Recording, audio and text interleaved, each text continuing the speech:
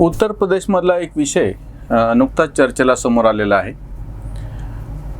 बहुजन समाज पक्षाने अयोध्येला ब्राह्मणांचं संमेलन घेतलं आणि ह्या वादाला किंवा चर्चेला तोंड फुटलं। आश्चर्याची गोष्ट अशी की त्यांचे विरोधक किंवा आता कोण कोणाचा विरोधकी हेच म्हणायचं परिस्थिती अशी आहे उत्तर प्रदेशमध्ये। तरी समाजवादी पक्षाने घोषित केलं की आम्ही सुद्धा आता ब्राह्मणांचं संमेलन घेणार आहोत। कुणाला असं वाटलं की याच्यामध्ये वेगळं काय आहे किंवा याच्यावर टीका करण्यासारखं काय आहे। आश्चर्याची गोष्ट म्हणजे हे दोन्ही पक्ष, समाजवादी पक्ष असो किंवा विशेष करून बहुजन समाज पक्ष असो, यांनी त्यांच्या राजकीय कारकिर्दीलाच सुरुवातच ब्राह्मणांना शिवाय देऊन केलेली होती। मग आज असं काय घडलं की जेणेकरून तुम्हाला म्हणजे कालपर्यंत तुम्ही ज्याच्यासाठी ओव्या शिव्या देत होते त्याच्यासाठी आज ओव्या गायची वेळ का आली? म्हणजे तुम्ही ह्याच्यातून ही जी एक राजकीय मानसिकता असते ती समजून घ्या की वेगवेगळ्या जातीचे समूह तयार करायचे, त्याची एक वोट बँक करायची। आपण त्या जातीतल्या एखाद्या थोड्याशा चत्र्या माणसांनी पुढे यायचं आमच्या गावठी भाषेमध्ये आणि त्यांनी सांगायचं की ही माझी वोट बँक आहे, त्याच्यातून आपलं एक राजकारण करायचं। असा एक खेळ कित्येक वर्ष भारतीय राजकारणात विशेषतः 1990 नंतर जवळपास आत्तापर्यंत 2014 पर्यंत चालू होता। आणि असे काही नेते म्हणजे जे खरं तर आणीबाणीच्या विरोधामध्ये काँग्रेसच्या विरोधात होते, त्याच्यातून पुढे आल्याच्यामध्ये लालू प्रसाद यादव आहेत। अगदी नितीश कुमार जरी आज भाजपच्या ते छायेखाली जाऊन बसले असले तरी यांनी सुद्धा आपली कुर्मी जात आणि त्याचंच राजकारण सुरुवातीला कितीतरी काळ केलेलं होतं। रामविलास पासवान असो, नितीश कुमार असो, लालू यादव असो, मुलायम सिंग यादव असो, शरद यादव असो, असं तुम्हाला कितीतरी आढळेल। काशीराम यांनी त्या काळामध्ये दलित शोषित समाज संघर्ष समिती DS4 म्हणजे DS4 बाकी सब चोर अशी ती घोषणाच होती। यांचे काय घोषणा होत्या सुरुवातीच्या? आज मायावतींनी अयोध्येमध्ये ब्राह्मण संमेलन घेतलं, त्यांची घोषणा काय होती सुरुवातीला? तिलक तराजू और तलवार इनको मारो जूते चार अशी घोषणा होती। म्हणजे तुम्हाला ह्या ज्या चतुर्वर्ण्यामधले जे 3 वर्ण आहेत की ज्यांच्यावर तुम्हाला राग व्यक्त करायचा होता, तुमच्यावर झालेल्या अन्यायाच्या परिमार्जनासाठी तुम्ही बोलणं वेगळी गोष्ट। त्याच्यानंतर आता लोकशाहीच्या काळामध्ये वैध मार्गाने तुम्ही आंदोलन करणे, रस्त्यावर उतरणे, मोर्चे काढणे, एखादा पक्ष स्थापन करणे, सत्ता मिळवणे, या सगळ्या गोष्टी आपण समजू शकतो। पण ही जी भाषा केल्या गेली होती तिलक तराजू और तलवार इनको मारो जूते चार, ही कशासाठी होती?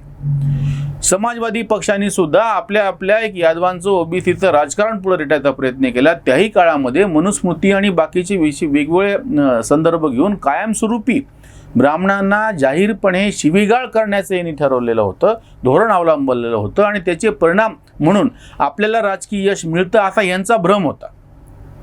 2014ला पहिल्यांदा जेव्हा मोदी बहुमताने स्वतःचं बहुमत घेऊन स्पष्टपणे सत्तेवरती आले, तेव्हा पहिल्यांदा हे जे जातीमध्ये विभागलेलं वोट बँकेचं राजकारण होतं त्याला धक्का बसला। कारण की त्या काळामध्ये मोदी स्वतः ओबीसी, आज सध्या भाजपने जो उमेदवार राष्ट्रपती म्हणून बसवलेला आहे तो दलित, किंवा त्यांचा जो लोकसभेचा सभापती आहे किंवा उपराष्ट्रपती, हे सगळे अब्राह्मणी आहेत। म्हणजे जो आरोप केला गेला होता, आधी आरोप काय होता की आम्हाला वर्षानुवर्षे म्हणजे शेकडो वर्ष उच्चवर्णीय सगळे सत्ता पद लाटून घेतात आणि त्या तुलनेमध्ये दलितांना आणि इतर मागासांना पद भेटत नाही, हा आरोप होता, रास्त होता तो। त्याच्या विरोधात आवाज उठवला गेला, संसदेमध्ये घटनेमध्ये दुरुस्ती केल्या गेली आणि SC ST साठी राखीव जागा तयार झाल्या। राखीव जागा म्हणजे मी इकडे नोकरीतल्या म्हणत नाही, निवडणुकीमध्ये काय उमेदवार त्याच्यामध्ये पण राखीव जागा ठेवल्या गेल्या आणि तेव्हापासून सातत्याने पक्ष कुठलाही असो पण राखीव जागेचे उमेदवार निवडून येत आहेत। म्हणजे आता पहिली गोष्ट दूर झाली की आम्हाला प्रत्यक्ष सत्तेत वाटा नाही, आम्हाला म्हणजे कोणाला त्या जातीचा प्रतिनिधी म्हणतो आहे तो, म्हणजे तो त्या जातीतला जन्मलेला असला पाहिजे, तो जातीसाठी भलं करतो की नाही हा वैचारिक मुद्दा नंतरचा। आमच्या जातीचा प्रतिनिधी असला पाहिजे असं जेव्हा म्हटलं गेलं आणि तो प्रतिनिधी आला, मायावती जेव्हा उत्तर प्रदेशमध्ये स्वतःच्या पक्षाला बहुमत मिळून मुख्यमंत्री झाल्या, त्या हा दावा करू शकतात का की त्यांना मुख्यमंत्रीपद भेटल्याच्या नंतर त्या राज्यामध्ये दलितांवरचे अत्याचार कमी झाले, दलितांचा विकास झाला, दलित इतर सवर्णांच्या बरोबरीनं आपल्या जीवनाचा स्तर उंचावू शकले नाही? हेच नाही, कित्येक राज्यांमध्ये अब्राह्मणी किंवा ज्याला आपण उच्चवर्णीयाच्या शिवायचे जे मुख्यमंत्री म्हणा किंवा फक्त मुख्यमंत्री म्हणून सोडा, दिल्लीपासून गल्लीपर्यंत वेगवेगळी सत्ता पदे इतर जातीच्या लोकांना मिळायला लागली। त्याचे परिणाम असे दिसले की त्या माणसानं त्या जातीसाठी काही भलं केलं असं काही फारसं दिसत नाही। म्हणजे एसटी म्हणजे आदिवासी, आपल्याकडे शेड्यूल्ड ट्राईब्स म्हणतो आपण, अनुसूचित जाती जमाती, जाती वेगळ्या जमातींमध्ये त्यांचा जर एखादा मंत्री, त्यांचा म्हणण्याचा माझा उद्देश असा आहे की तो स्वतःला त्या जातीचं प्रतिनिधित्व म्हणतो म्हणून, म्हणजे मधुकरराव पिचडे आदिवासींचं हे नेतृत्व करता असं जर म्हणलं तर त्यांच्याकडे जेव्हा आदिवासी विकास हे खातं दिलं जातं तेव्हा त्यांनी आदिवासीचं भलं केलेलं आहे का? किंवा ज्याला समाज कल्याण मंत्री म्हणतो हे खातं जाणीवपूर्वक दलितांना दिलं जातं म्हणून त्याच्यातून दलितांचं भलं झालेलं आहे का?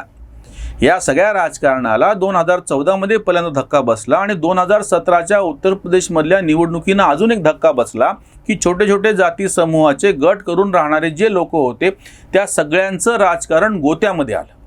उत्तर प्रदेश आणि बिहार ह्याच्यामध्ये प्रामुख्याने हे जात बहुल असं जे काही राजकारण चालायचं ते म्हणजे ज्याची सुरुवात आम्ही तर यापूर्वी पण व्हिडिओ केलेला आहे आणि वारंवार म्हणतो की 67ला पहिल्यांदा लोहियांनी अशी सगळी मोठ बांधली आणि काँग्रेसच्या विरोधातली आघाडी ते करत असताना नकळतपणे लोहियांचा उद्देश खूप व्यापक होता, खूप चांगला होता, ती गोष्ट वेगळी, पण छोट्या छोट्या जाती समूहांचं संघटन करायचं आणि त्याला सत्ता मिळवायला लावायचं. म्हणजे हे कसं झालं माहिती आहे का की जसं फक्त ती खुर्ची आम्हाला पाहिजे, तिथं बसलेला सवर्ण जाऊन जर तिथं बाकीचा मागास किंवा दलित जाऊन बसला तरी ठीक आहे, पण पुढच्या धोरणाच्या बाबतीमध्ये मात्र असं नाही झालं. लोहियांच्या म्हणण्याप्रमाणे पिछडा पावे 100 में 60 म्हणजे 60% आम्ही आहोत तर आम्हाला इतक्या मोठ्या प्रमाणामध्ये सत्तेतली भागीदारी पाहिजे. ओके, एका मर्यादेपर्यंत ठीक होतं, पण प्रत्यक्ष जोपर्यंत धोरणं बदलत नाही तोपर्यंत ह्याचा उपयोग काही होत नाही.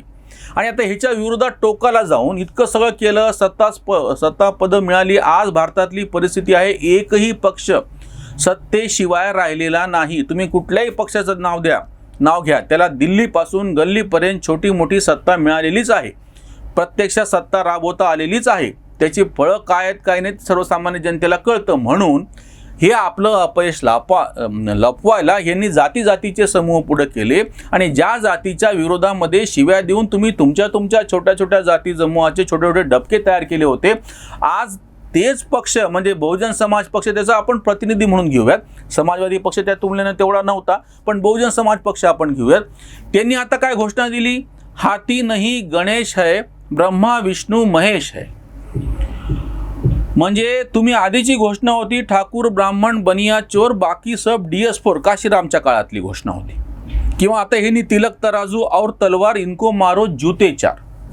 आणि आता काय घोषणा दिली, हाती नाही गणेश है ब्रह्मा विष्णू महेश है. तुम्हाला एवढं टोकाला द्यायची काय गरज होती? म्हणजे शिवाई द्यायची गरज नव्हती ना आता ह्या पद्धतीच्या ओव्या गायची गरज नव्हती. ह्या झपेटमध्ये 2014 नंतर सगळेच पक्ष आले पुरोगामी म्हणून घेणारे. काँग्रेसचे नेते असलेले राहुल गांधी तर शर्टावरून जानवं घालायला लागले, किंवा मायावती आपलं गोत्र काय, प्रवर काय, नाडी काय ती सांगायची तुमची तयारी. कशासाठी चालू आहे सगळं? तुमची जात, तुम्ही ज्या जातीचं प्रतिनिधित्व करता, कारण की तुम्ही त्या जातीमध्ये जन्मले आहेत, हाच भ्रम कशामुळे आहे? ही मूळ संकल्पनाच लोकशाहीला घातक आहे. आरिफ मोहम्मद खान यांनी अतिशय स्पष्टपणे आरफा खानून शेरवानी या पत्रकार महिलेला दिलेल्या मुलाखतीत हा मुद्दाच खोडून काढलेला आहे. एक मुसलमान बाकीच्या मुसलमानांचं प्रतिनिधित्व करतो कशावर? संसदेमध्ये इतके मुसलमान आहेत, लोकसंख्या मुसलमानांची इतकी असताना असा प्रश्न विचारला गेला. ते म्हणले की हे कोणी सांगितलं? मला हे पहिले पटवून द्या. तो ज्या जातीमध्ये धर्मामध्ये जन्मतो तो त्या जातीचं धर्माचं भलं करतो कशावर? हे तुम्ही सिद्ध करू शकता का? म्हणजे हा जो राजकारणाचा मूळ पाया आहे तो ढिसाळ निघाला ना. आणि आता तर तुम्ही ब्राह्मण संमेलन करून तुमच्या वैचारिक भ्रष्टतेचा पुरावा देत आहात की ज्या ब्राह्मणांनी त्यांची बुद्धिमत्तेमुळे त्यांना ब्राह्मण ही पदवी लाभल्या गेलेली एका अर्थाने. म्हणजे कोणीही जो बुद्धीचं काहीतरी काम करतो आहे, जो वैचारिक काम करतो आहे त्याला ब्राह्मण माना असं परंपरा सांगत असताना तुम्ही फक्त जन्माप्रमाणेच कोण ब्राह्मण आहे त्याला ब्राह्मण मानायला लागलं. यामुळे ह्या ब्राह्मण संमेलनातून तुमचं एक वैचारिक दारिद्र्य समोर आलेलं आहे की तुम्ही ज्यांना शिव्या देऊन आजपर्यंत तुमचं एक राजकारण करत होता त्याला यश मिळत होतं असं तुम्हाला वाटत होतं, आणि जेव्हा अपयश मिळायला लागलं तेव्हा उलटं करायची तयारी तुमची अशी की तुम्ही आता ब्राह्मणांच्या ओव्या गायला सुरुवात केलेली आहे. याच्यातून काहीही निष्पन्न होणार नाही कोणीही, कुठल्याही जाती. फक्त आम्ही तर वारंवार अॅनालायझरवरती व्हिडिओ करताना एक मुद्दा मांडत आलेलो आहोत, SC ST NT DNT यांच्या पुरतंच राखीव जागेचा एक किंवा त्यांना जाणीवपूर्वक काही जागा देण्याचा जो एक निर्णय आहे तोच फक्त नैतिकदृष्ट्या योग्य ठरू शकतो. बाकी सगळी आरक्षणं सगळ्या पद्धतीची ओबीसी आणि इतर जाती यांची आरक्षणं यांचे मेळावे अशा पद्धतीची मांडणी ही निव्वळ विकृती आहे. याच्यातून काहीही साधलं जाणार नाही. अगदी आता दलितांमधले सुद्धा उद्योजक शोधून सेवा व्यवसाय करणारे लोक शोधून त्यांना त्या दृष्टीनं पुढे आणण्याची गरज असताना आपण ते तर सोडाच, पण आता आपण जर ब्राह्मणांचेही मेळावे घेत असू तर हे आपले राजकीय पक्षांनी बुद्धिमत्ता पूर्णपणे आपली त्याची म्हणजे त्यांच्या कवटीमध्ये पोकळीच आहे, मेंदूच नाही हे सिद्ध करतो. त्याच्यावरची उसंतवाणी. सत्तेसाठी सुरू युपीत देखावा, ब्राह्मण मेळावा भरलेला. काल ज्याला दिल्या मनसोक्त शिव्या, आज त्याला ओव्या कशासाठी. तिलक तराजू और तलवार, जूते मारो चार पूर्वी म्हणे. तिलक तराजू और तलवार, जूते मारो चार पूर्वी म्हणे. हत्ती नव्हे म्हणे आहे हा गणेश, हत्ती नव्हे म्हणे आहे हा गणेश. ब्रह्मानी महेश विष्णू सवे, पुरोगामी सारे का बाव चळले. पुरोगामी सारे का बाव चळले, बुद्धीने ढळले सत्तेपायी. शर्टावर घाला कितीही जानवे, शर्टावर घाला कितीही जानवे, मेंदूत जाणवे पोकळीच.